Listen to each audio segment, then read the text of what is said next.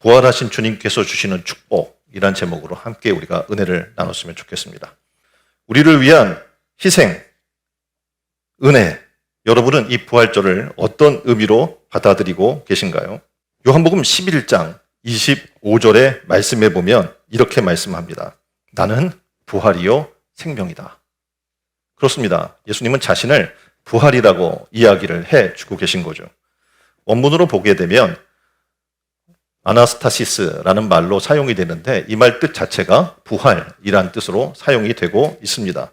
부활이라는 의미는요, 단순히 이야기하면 생명을 잃었다가 그리고 잃어서 죽었다가 다시 생명을 얻어 살아남이라고 사전적으로 설명을 해주고 있습니다. 근데 정말 예수님께서 자신이 얘기했던 것처럼 예수님이 죽으시고 다시 살아나신 놀라운 사실을 오늘 성경은 얘기해 주고 있는 겁니다. 근데 이건 놀랍게도요, 역사적인 사실이라는 얘기예요. 역사학자인 여러분이 잘 알고 있는 아놀드 토인비라고 하는 사람이 있습니다. 이 사람이 이런 이야기를 합니다. 나는 여러 해 동안 여러 시대를 연구하고 여러 저서에 대한 증거도 조사하여 보고 헤아려 보았는데 인생 역사 중에서 그리스도가 죽으신 후 다시 살아나셨다라는 사실보다 더 이상 분명하고 명백한 증거는 없다라고 이야기를 하고 있습니다. 그렇습니다. 사람들이 이성적으로 생각할 때 사람이 어떻게 죽었다가 다시 살아날 수 있어? 라고 생각을 하면서 이 사실을 부정할 수 있어요. 그렇지만 이 사실은 예수께서 다시 살아나셨다라고 하는 이 놀라운 사실은 역사적으로 부인할 수 없는 놀라운 사실이라고 역사학자들이 이야기하고 있는 겁니다. 고린도전서 15장 17절에 사도 바울은 이렇게 말을 하고 있습니다. 만일 그리스도께서 다시 살아나지 않으셨다면 우리의 믿음도 헛되고 우리는 여전히 죄 가운데 있을 것입니다. 그리고 예수께서 우리의 죄를 대신하여 십자가에 달려 죽으신 것으로만 끝났다면 우리에게는 아무런 소망이 없을 것입니다. 라고 이야기를 합니다. 부활이 없어서 우리가 바라는 것이 만일 이 땅에 살면서 이 땅이 전부라고 이야기한다면 우리는 세상에서 가장 불쌍한 사람이 될 것입니다.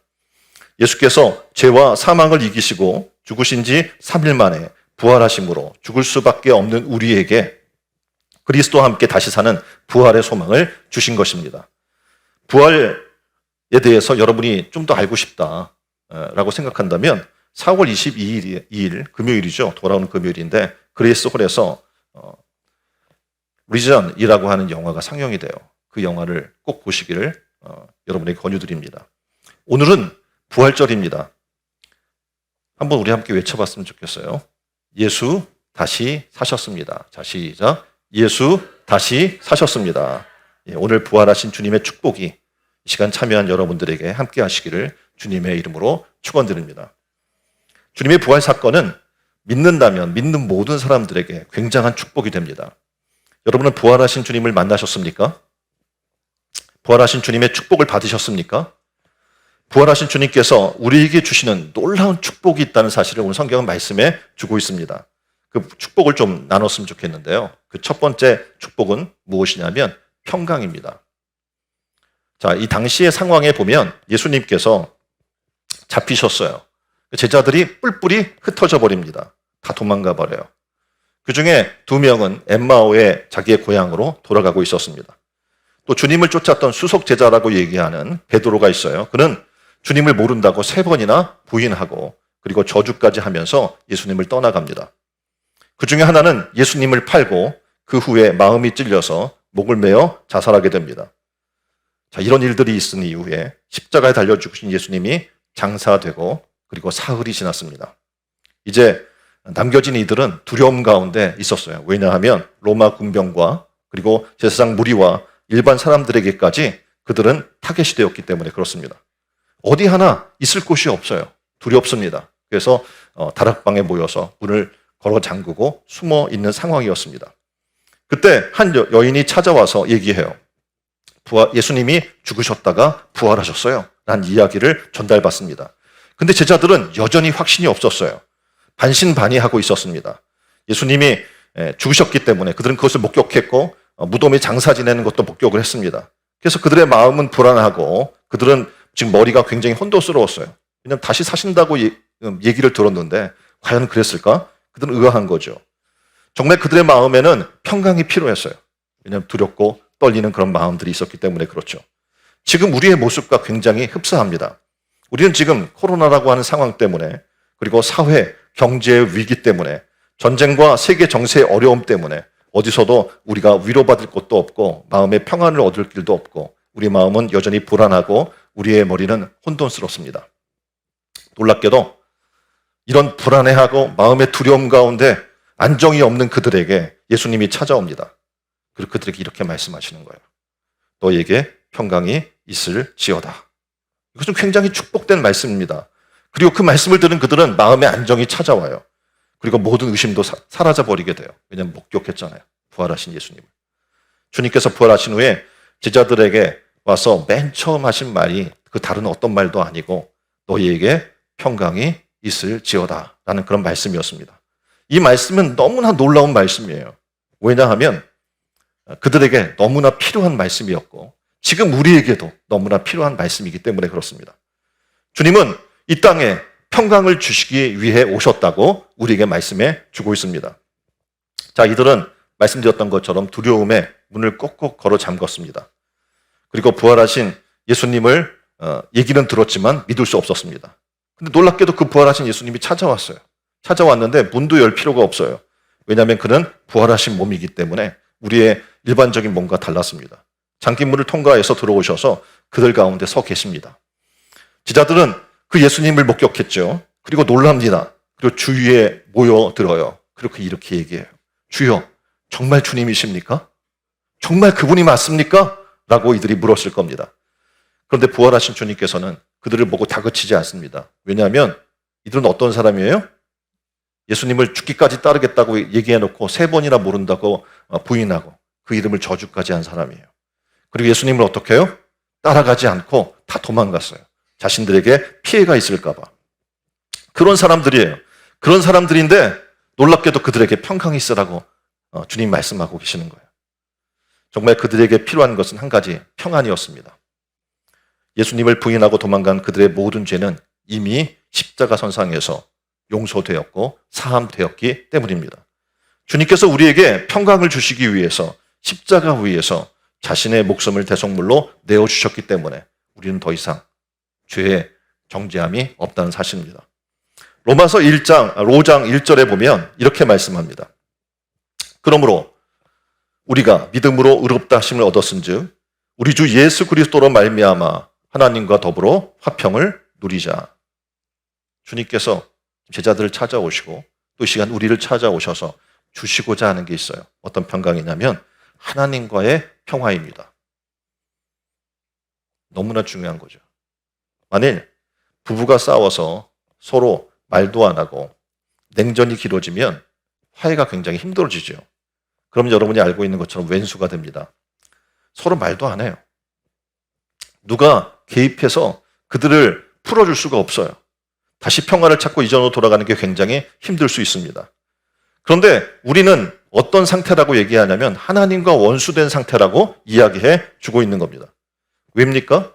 우리는 자신을 지으신 하나님의 말씀에 불순종했어요. 그를 배신하고 그를 등 돌렸습니다. 그리고 하나님이 싫어하시는 우상을 만들고 그 우상을 숭배했습니다. 하나님과 화해하기 위해서 우리는 어떤 방법을 동원해서도 화해하기 힘든 거예요. 근데 하나님이 우리를 너무나 사랑하셔서 화해하기 위해서 독생자 예수 그리스도를 화목제물로 우리에게 보내신 거예요. 그리고 우리 죄를 대신해서 그리스도가 형벌을 받게 하신 것입니다. 그 결과 우리는 하나님과 은혜와 평강을 얻게 된 것입니다. 그림에서도 보듯이 그래요. 부부싸움을 하게 되면 어떡합니까? 그 누구도 사이에 개입할 수 없잖아요. 예수님이 오셔도 어떻게 해요? 내가 주님보다 저 여자를 더 잘 알아요. 그리고 어떻게 해요? 예수님 이 상황 끼지 마세요. 우리 싸움이에요. 라고 이야기할 수 있어요. 그런데 놀랍게도 하나님께서는 어떻게 해요? 친히 개입하여 주신 거예요. 독생자 예수 그리스도를 보내주셔서 하나님과 우리와 원수됐던 관계를 예수 그리스도가 화목제물로 지불됨으로 말미암아 우리를 화목해 해주신 겁니다. 놀랍게도 십자가 위에서의 고난으로 사신 참 평안을 우리에게 주신 줄 믿습니다. 주님은 지금 우리에게 이렇게 말씀합니다. 평안을 너희에게 끼치노니 곧 나의 평안을 너희에게 주노라. 아멘. 주님이 주시는 평안은요, 세상에서 주는 그런 평안과는 차원이 다릅니다. 빌립보서 4장 7절에는 주님이 주신 평화를 이렇게 설명해 주고 있습니다. 모든 지각에 뛰어난 하나님의 평강. 그 평강이 우리 마음과 생각을 지키신다라고 설명해 주는 거죠. 그러니까 세상과 차원이 다른 지각에 뛰어난 하나님의 평강을 우리에게 얘기해 주고 계신 거죠. 그렇습니다. 주님의 평강은요, 모든 우리의 지식과 지각을 초월하는 뛰어난 평강입니다. 이 평강이 주님 부활하심으로 우리에게 선물로 임하게 된 줄 믿습니다. 자, 주님 부활하셨습니다. 부활하신 주님께서 우리에게 주신 첫 번째 축복은 무엇이라고요? 평강입니다. 의심했던 자, 두려워하는 자, 그리고 배신자에게도 주님은 평강의 축복을 허락해 주십니다. 오늘 이 시간 부활하신 그리스도께서 주시는 하나님의 평강이 여러분에게 충만히 임하시기를 주님의 이름으로 축원드립니다. 두 번째 축복을 얘기할 텐데요. 두 번째 축복은 보냄받는 축복입니다. 다시 말해 사도라고 하는 그런 축복을 우리에게 직분을 허락해 주셨다는 거죠. 자, 주님께서 첫 번째 오시자마자 평강을 주신 이유가 있어요. 왜 주님은 우리에게 평강을 축복으로 주셨을까요? 우리를 세상에 보내시기 위함입니다. 요한복음 20장 21절에 이렇게 말씀하고 있습니다. 예수께서 또 가르사대 너희에게 평강이 있을지어다. 아버지께서 나를 보내신 것 같이 나도 너희를 보내노라. 그리스도는 누가 보냈어요? 하나님 아버지가 보내신 거예요. 그 하나님 아버지가 보내신 예수 그리스도가 이 땅에 오셔서 그의 제자들 우리들에게 동일하게 세상에 가라라고 우리를 세상에 보내십니다. 요한복음 17장 18절에는 아버지께서 나를 세상에 보내신 것 같이 나도 저희를 세상에 보내었고 라고 설명을 해주고 계셔요. 주님께서 이 땅에 오셨다는 것은 굉장히 중요한 의미가 있죠. 왜냐하면 주님은 이 땅에 내려오실 필요가 없어요. 하나님이시기 때문에. 그래서 하늘에 머물러 계시면서 일을 처리하실 수도 있어요. 그렇지만 낮고 천한 이 땅에 친히 인간의 모양으로 내려오셨습니다. 그뿐만 아니라 자신을 대성물로 우리에게 주기까지 하셨어요. 그렇게 참 사랑을 보여주는 그분께서 그분의 제자들에게 이렇게 말씀하는 거예요. 하나님이 나를 보낸 것처럼 나도 너희를 보내노라 라고 말씀해요. 자, 어떤 사람이 물에 빠졌습니다. 물에서 막 허우적대고 있어요. 살려달라고. 여러분 어떻게 하시겠어요? 어떤 사람들은 쳐다보고 있을 거예요. 대다수 요즘은 많은 사람들이 어떻게 합니까? 피해를 당하기 싫어합니다. 그래서 어떻게 해요? 그냥 숨어 있는 그런 부분들을 보게 돼요. 큰 소리로 빨리 빠져나오라고 소리칠 수 있습니다. 그런데 소리만 친다고 그 사람이 구해지지 않겠죠. 빨리 구조 요청을 해야 돼요. 그리고 어떻게 해야 됩니까? 도끼 위에 부력 있는 물건들, 뭐 튜브나 페트병 또는 줄이 있으면 던져주고, 만일 여러분이 전문적 수영을 배우는 그런 부분들이 가능하다면 뛰어들어서 그를 건져내야만 합니다. 주님은 이 세상에 영혼을 구원하라고 우리를 보내셨어요. 그렇다면 우리가 해야 할 일은 뭡니까? 물에 빠져 죽어가는 영혼들을 바라만 보고 있으면 절대 안 된다는 겁니다. 구해내야 되는 거예요. 사도라는 뜻은요, 아까 말씀드렸던 것처럼 보냄을 받은 자라는 그런 뜻을 갖고 있습니다. 우리가 하늘과 땅의 모든 권세를 가진 그분으로부터 세상을 향해 이 땅의 대사로 임명받았다는 것은 굉장히 놀라운 축복인 거예요. 그래서 보냄받았다는 것은 축복이라고 말씀드리는 것이 바로 대사라는 직분을 받았기 때문에 그렇습니다. 우리나라도 여러분이 아시는 것처럼 각국에 대사를 파견합니다. 대통령의 임명을 받아서 대사로 가는 그 사람은 그 나라 대통령으로부터 신임을 받죠. 그리고 신임장, 다시 말해서 제정을 받습니다. 대통령이 보내는 대사만 돼도 굉장히 영광스러운 것 아닙니까? 그 나라에 가서 어떻게 그 나라 대표로 가는 거예요. 세상에 그리스도의 대사로 임명받은 우리는 얼마나 큰 축복받은 자입니까? 이것이 바로 부활하신 주님께서 우리에게 주신 두 번째 축복인 겁니다. 신촌 은혜로운 교회는 다시 사신 예수 그리스도를 증거하는 부활 공동체입니다. 이제 우리는 세상을 향하여 당당히 나아가야 될 줄 믿습니다. 그리스도의 대사로 임명받았기 때문에 이제 부활하신 주님을 증거한 대사로 살아나간 여러분 되시기를 주님의 이름으로 축원드립니다. 자, 세 번째 축복이 있어요. 뭡니까? 성령의 능력입니다. 자, 대사로 임명을 받았어요.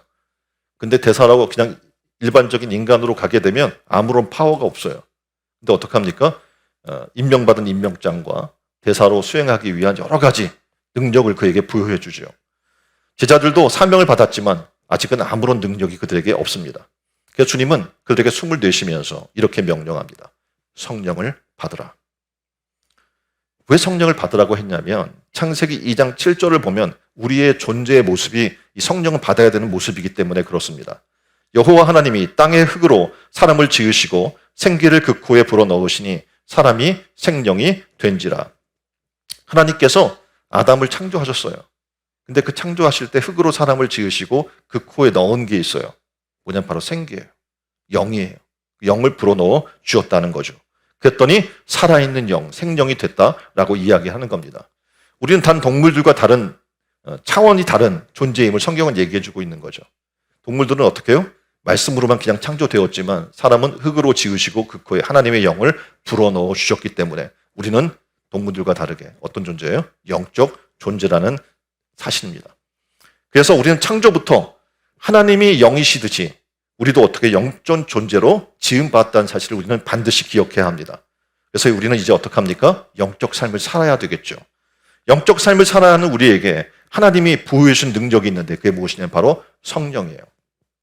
그래서 우리는 성령이 절대적으로 필요한 존재입니다. 우리는 하나님을 떠나서 영적으로 죽은 존재가 됐습니다. 여러분이 아시는 것처럼 에덴 동산에서 아담이 하나님 말씀에 불순종함으로 정령 죽는 자리에 거하게 됐다는 사실 여러분 잘 알 겁니다. 성경은 이렇게 이야기해요. 우리는 영적으로 죽었다. 근데 죽은 지 한참 되어서 마른 뼈와 같은 모습을 한 존재다. 라고 에스겔 선지자는 이야기해 주고 있습니다. 그럼 이런 마른 뼈와 같은 우리가 살아날 수 있는 방법이 있을까요? 인간적으로 생각하면 살 수 있는 방법이 없어요. 우리가 흔히 살이 다 부패되고 없어지고 뼈만 남아서 있는 존재가 다시 살이 붙어 살아난다는 게 말이 됩니까? 성경은 우리에게 이야기하는 거예요. 가능하다. 그래서 에스겔 선지자에게 말씀하시는 거예요. 에스겔 37장 9절에 보면 하나님 말씀이 선포되고 말씀이 들어가면 살아난다 라고 얘기해 주고 계셔요. 또 내게 이르시되 인자야 너는 생기를 향하여 대언하라. 생기에 대언하여 이르기를 주 여호와의 말씀에 생기야 사방에서부터 와서 이 사망을 당한 자에게 불어서 살게 하라 하셨다 하라 라고 말씀합니다. 그렇습니다. 말씀이 임하면 영적 존재는 되살아나게 되어 있는 줄 믿습니다. 이 시간 여러분이 하나님 말씀을 믿음으로 받았으면 좋겠습니다. 그래서 마른 뼈와 같은 우리의 모습이 되살아나고 더 나아가서 용사가 되는 놀라운 은혜의 역사가 있기를 주님의 이름으로 축원드립니다. 오늘 본문에서도 제자들을 향해서 숨을 내쉽니다. 그리고 성령을 받으라 라고 말씀해 주고 있습니다. 누가복음 24장 49절 말씀입니다. 볼지어다 내가 아버지의 약속하신 것을 너희에게 보내리니 너희는 위로부터 능력을 입히울 때까지 이 성에 유하라 하시니라. 제자들은 이 말씀 믿었습니다. 그리고 정말 예루살렘에 머물렀어요. 하나님의 성령을 줄 때까지 전혀 기도에 힘썼습니다. 사도행전 1장을 보니까 승천하신 열흘 동안 이들이 기도에 전념했다고 얘기해요. 그래서 말씀대로 순종한 마가의 다락방에 모인 120명의 신도들이 있었는데 그들 위로 하나님의 성령이 다 임하기 시작해요. 이제 이들이 변화가 됐어요. 겁쟁이, 뭔가 문 걸어 잠그고 숨어있던, 그리고 예수님을 모른다고 부인하고 도망했던 이런 겁쟁이들이 변화가 돼요. 이제 능력 있는 증인이 되게 됩니다. 우리가 신앙생활을 하면서 때로는 갈 바를 모를 때가 있습니다. 난감하고 어떻게 신앙생활을 해야 하지? 신앙생활은 정말 어떻게 가야 하는 걸까? 보이지 않는 이 길을 우리는 어떻게 가야 되지? 라고 막막할 때가 있습니다. 그럴 때 하나님께서 놀랍게도 제자들에게 성령을 부어 넣어주셨던 것처럼 우리에게 동일하게 성령을 주십니다. 성령은 놀랍게도 영적 길의 내비게이션과 같은 역할을 해주십니다. 어딜 가든지 여러분이 초행길을 가잖아요. 그러면 어떻습니까? 막막하잖아요. 길을 모르니까. 그래서 표지판 본이라고 정신없고 이 길로 잘못된 길로 빠지기도 하고 그래서 길을 한참 헤매기도 합니다. 그런데 초행길이라도 여러분이 내비게이션이 있으면 두렵지 않죠. 그래서 목적지만 찍고 가르쳐준 대로 가기만 하면 되잖아요. 마찬가지예요. 우리 영적 삶에 있어서 성령을 받게 되면 성령이 우리 영적 삶의 내비게이션이 되어줍니다. 어디로 가야 할지, 무엇이 하나님의 뜻인지, 어떤 방향이 의롭고 옳은 길인지 우리에게 가르쳐준다는 사실입니다. 따라서 성령이 없이 신앙생활을 한다는 것은 굉장히 무모하고 어리석은 일인 것입니다. 성령 없이 자신의 힘으로 싸우려고 했던 이 제자들을 보세요. 결과가 어떻습니까? 베드로는 주님을 모른다고 3번이나 부인하고 그 이름을 저주까지 합니다. 또한 많은 제자들이 어떻게 해요? 주님을 따르겠다고 얘기했지만 다 따르지 못하고 도망갔던 것을 보게 돼요. 하지만 성령 충만을 받게 된 이후에 그들은 변화되었죠. 이제 주님 말씀대로 순종하면서 담대하게 주님의 그 길을 걸어나갔던 것을 우리는 목격하게 됩니다. 사도행전 1장 8절의 말씀입니다. 오직 성령이 너희에게 임하시면 너희가 권능을 받고 예루살렘과 온 유대와 사마리아와 땅끝까지 이르러 내 증인이 되리라 하시니라. 아멘. 네, 그렇습니다. 성령의 능력이 지자들에게 임하니까 그들은 담대한 증인이 된 것입니다. 죽음까지 두려워하지 않는 그런 증인이 되었어요. 이것이 바로 부활의 주님이 주신 놀라운 축복입니다. 자, 부활을 지금 맞이한, 부활주의를 맞이한 여러분, 부활하신 주님을 만나셨습니까? 이 시간 하나님 말씀을 들었어요. 이 말씀 속에서 주님을 만나셨습니까? 부활의 주님은 우리에게 지금 말씀드렸습니다. 축복으로 다가오시는 분이다. 평강의 축복, 보냄을 주시는 보냄받음의 축복, 성령의 능력의 축복. 여러분 마음에 이 시간 갈등이 있습니까? 세상의 여러 가지 일들로 마음이 두렵고 평안함이 없습니까? 이 시간 부활의 주님을 만나십시오. 그래서 부활의 주님께서 주신 참된 평안을 누리시기를 주님의 이름으로 축원드립니다. 또한 너희를 보내노라 말씀하셔요. 우리는 그리스도의 대사로 세상에 보내받은 사람인 겁니다. 얼마나 감사하고 고마운 일입니까? 그렇죠. 우리가 세상 속에서 정말 온 우주 만물을 다스리고 또한 이 땅이 정말 멸망될 장차망할 이 성에서 기독교에게 하나님이 사명을 주신 것처럼 우리에게도 사명을 주신 겁니다. 그리스도의 대사로 사명을 감당하려면 세 번째로 아까 말씀드렸죠. 성령 받으라고 말씀드렸습니다. 오늘 이 시간 성령을 갈구하십시오. 그래서 성령 충만을 받는 여러분 되기를 바랍니다.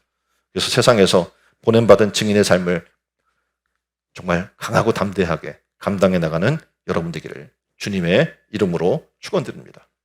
오늘 이 시간 부활을 맞은 귀한 이 주일에 여러분 오셨는데 참 잘 오셨습니다. 그래서 이 축복도 다 이름받는 여러분 되시기를 주님의 이름으로 축원드립니다.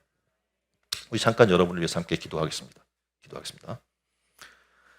우리를 너무나 사랑하셔서 독생자 예수 그리스도를 보내주신 하나님 감사합니다. 예수님의 십자가 대속의 은혜로 우리를 죄에서 자유케 하심을 감사합니다. 그리고 그리스도의 죽으심과 부활로 우리에게 부활 소망을 주시니 감사합니다. 이 시간 부활하신 주님을 만나길 원합니다. 우리 모두 부활의 주님을 만나서 부활의 복을 누리게 하여 주옵소서. 모든 지각에 뛰어난 하나님의 평강이 마음과 생각을 지키는 은혜를 누리게 하여 주옵소서.